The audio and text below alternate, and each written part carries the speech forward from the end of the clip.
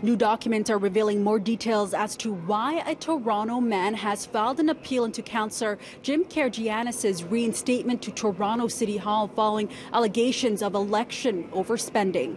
He has to be held accountable for it, whether you admit it or it gets dragged out of you kicking and screaming. It's the same outcome.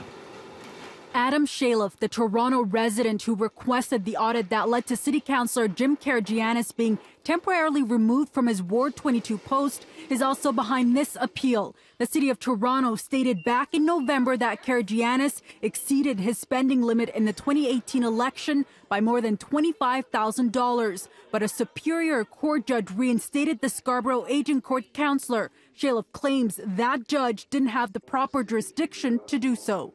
The judge, I believe, my lawyers believe, made a mistake in how he applied the law, in that he didn't, and he substituted his own idea of what would be fair in the circumstances for the wisdom of the democratically elected legislature of Ontario.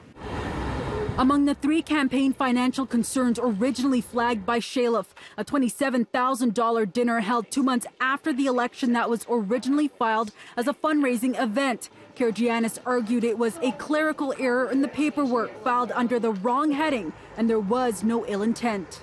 We sought advice from a forensic auditor, and unfortunately there was an item that was put in the wrong column, and that's what caused the whole thing to happen. The judge gave him the benefit of doubt, ruling it would be unfair to subject the councillor the extreme punishment of removing him from office, adding that the penalties don't apply if the candidate committed the offence inadvertently or because of an error. That's the first piece. And then Shaleff argues that there were blatant violations of campaign spending and the laws are clear. Based on Jim Karygiannis' own admissions, his own filings in his financial statements, he spent more than he was legally allowed to in his election campaign.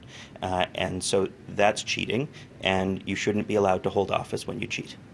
A hearing date for this appeal has not been set, but Shaleff expects it will take place in the spring. The councillor says he and his lawyer have received the newly released documents and will be responding to it. In the meantime, he says he will continue doing his work as a councillor. I will continue being there as long as my constituency will want me. Gotcha. What do you want people to know? And if Mr. Shaleff wants to fight this, he can put his name on the 2022 ballots. That's where it counts. That's where it counts. It's the people that speak. The city is also conducting an audit on Karygiannis' campaign spending that's set to begin in the next couple of weeks. No timeline has been provided. For more details on this appeal, you can head to our website, citynews.ca. Inside Toronto City Hall, I'm Faiza Amin for City News.